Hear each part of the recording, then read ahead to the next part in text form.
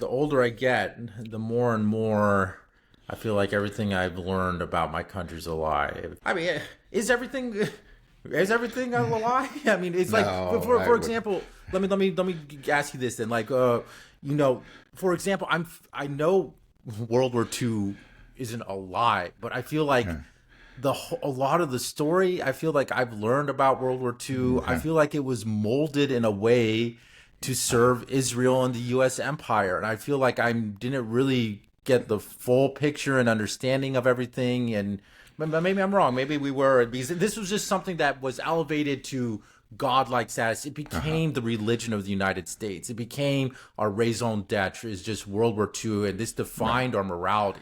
We're the good guys. We stopped the Nazis and that. Now I don't know. But now I'm just seeing the evil that this story is perpetrating. So Yeah. Yeah. Well, maybe I'm a naive fool, but I think that all in all, we're on the side of right. Now, it's not quite so black and white as we make it out. Our side committed plenty of war crimes, the bombing of Dresden and the no, firebombing of Tokyo, the atomic bombs, right. et cetera. There's just no question about it. And then there was some, even like the deliberate starvation of Germans in the immediate aftermath of the war. There are a lot of, there's a lot of darkness involved. But I think all in all, again, maybe I'm just a fool. We were on the right side of this. But no question about it, it has been prettified and distorted and used over the years to justify, kinds of bad policies. And, part of it is the abuse of the Holocaust. We've got, a good person to go to that is Norman Finkelstein and the Holocaust industry. And the truth be told, that was just a side issue and was not the focus of our fight in World War II. There was very little interest in like what was happening in the camps. Um, but then also there is the fact that has been really played down and just denied, ignored, and especially in recent years, of the Soviet Union's dominant role in the defeat of Nazi Germany. By far, like something like 80% of the real fighting was done on the Like Eastern Front. 83% of Germans died on the Eastern Front. Right. And again, the loss in the Soviet Union, which was largely Russian, paid the cost of that. 27 million dead. I think like 8 million, over 8 million soldiers, and the rest civilians. Um, so this is, but yeah, so we have played that down that fact because now we're making the Russians out to be evil, and then we always play up the Holocaust and use an excuse for, refusing to provide anything other than unconditional support for Israel.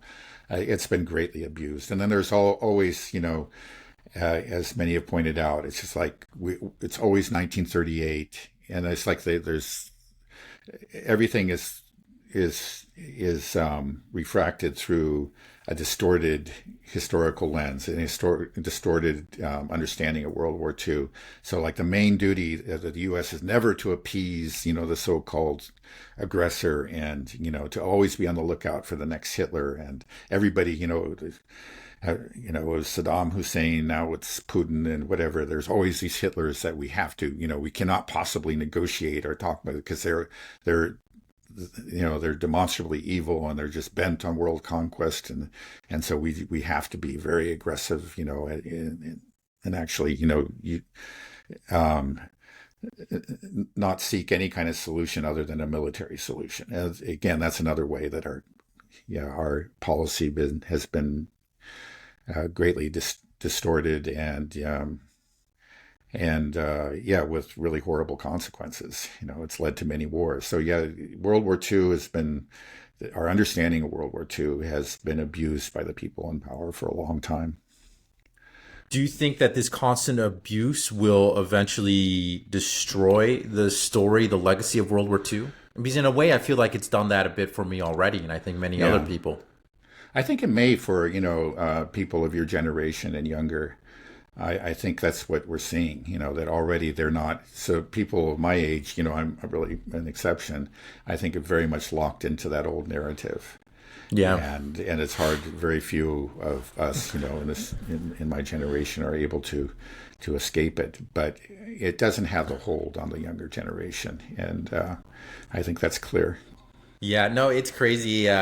Just I remember going to friends' houses, and every time I go there, it's always like the dad is on the couch watching History Channel World War II stories.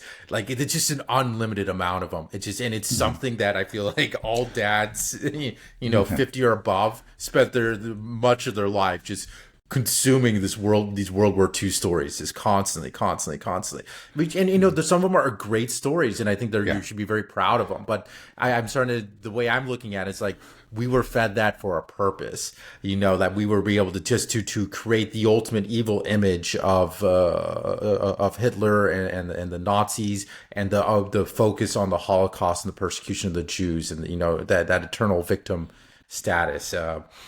I just feel like everything is being used to manipulate us now that the state, history, schooling, and I don't know. I don't Yeah. trust anybody anymore. I don't trust anybody. I don't trust anything. And I know that's not a great place for Right. a society to Right. be, where you just Yeah, can't no, trust I anything. agree. Well, I find the same thing. I would prefer to live in a society where I could trust, now with a lot of things like health questions or whatever, before I would just completely trust the public health authorities. Now, I'm not saying that, there are people who go to the opposite extreme, like everything they say is a lie. I think maybe in general they're telling the truth, but I just don't know. And there's this skepticism, which I wish I didn't have, but I have a skepticism about a lot of different things now, in regard to our, government institutions and other, leading institutions. And that, again, it shows, it's not just me and you, that's what the polls show, that there's just a general crisis of legitimacy. And it's unfortunately, like the people in power always want to blame the citizenry for this. It's those ignorant, unwashed masses. They're the problem. And say, no, you got to stop and think about the various lies that you've told and the inconsistencies. People notice it over time, and Right. that's really the cause of the crisis of legitimacy. Maybe sometimes the masses take things too far. I would say that's in the case of science, where a lot of people are just saying, oh, science is all bunk, and that's not true. But there was a real abuse of scientific authority during the COVID years, and that led a lot of people to become extremely skeptical. I think more skeptical than it's warranted. But those people in authority should stop and think, instead of pointing their finger at the masses, and say, yeah, wait a second, maybe we have to be careful about what we say, and really, not allow our institutions to become weaponized by political parties. Yeah, I think part of it is just the gravity of the lies. If you are lying to us about Gaza and Palestine, Mm-hmm. and you're trying to justify the starvation of a whole populations of millions of people, of women and children, if you're just so okay with killing people and lying about it just to kill people, then like, how can I trust you when you tell me about that you care about our lives? It seems like our elites have no regard for human life. They're profit driven, or they're just captured, blackmailed, status driven, whatever it is. I don't think they care about us. I don't think they care about anybody. So I don't like if I don't trust you. If this is coming from my government, what's your motive? Because it seems like your motive isn't to take care of me or have my Mm-hmm. best interest. You Mm-hmm. clearly have no regard for human life, because I can see your support of what's going on in Mm-hmm. Gaza. Yeah.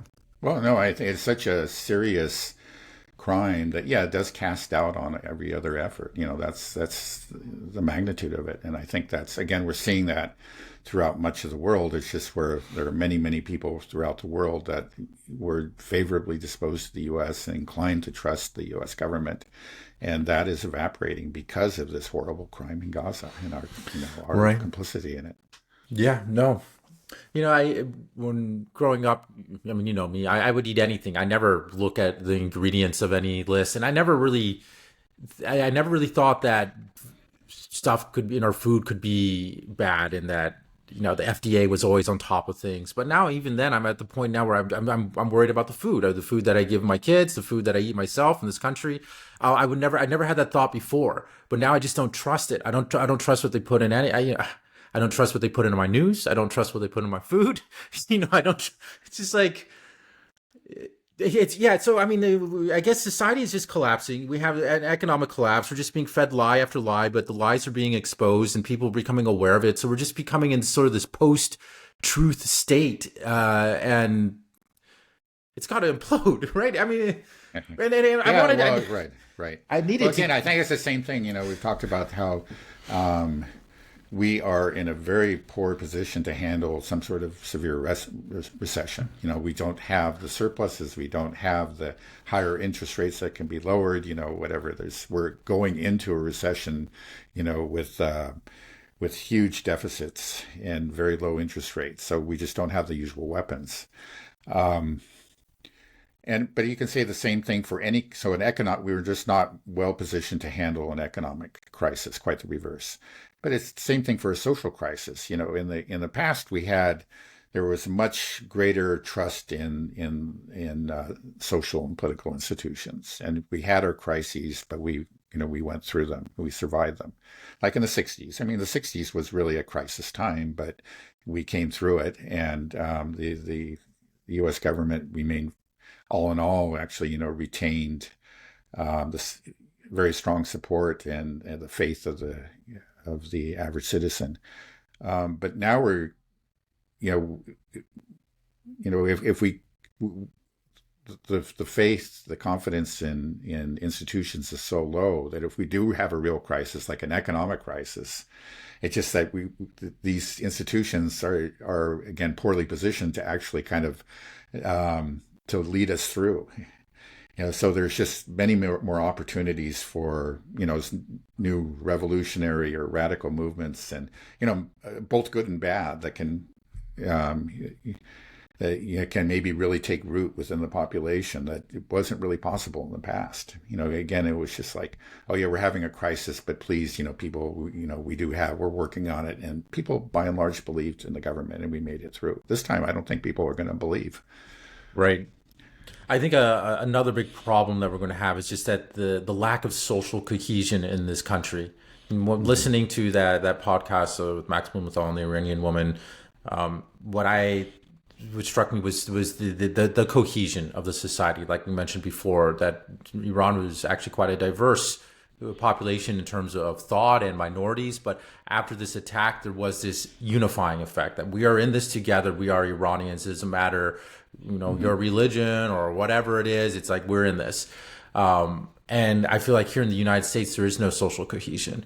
And so it just means chaos. Nobody's pulling together in one direction, either to get out of this or going deeper down the hole. It's just, well, Yeah. tough times ahead, I guess. Yeah. Yeah. Yeah. It will be interesting. Well, I mean, we were talking, I was just laying out what we hope could happen to end the genocide. So we've talked restart the war with missiles, hope for a nuclear bomb, hope for economic collapse. It's no good. I mean, obviously the solution we need is just for Donald Trump to say no more money, no more aid. But the only people in our government are Marjorie Taylor Greene and Thomas Massey that seem to be doing there are anything. a couple others on the Democratic side too. I mean, That's true. I've been seeing them more just because they've been very vocal, and it's great to see it coming from the right. Yeah, right. But they're actually more on the left. Not a whole lot more. Again, the real dissidents are very, very few. They're talking like 4 or 5 on the left side of the spectrum. So, but yeah, more power to them. On whatever side of the aisle they're on.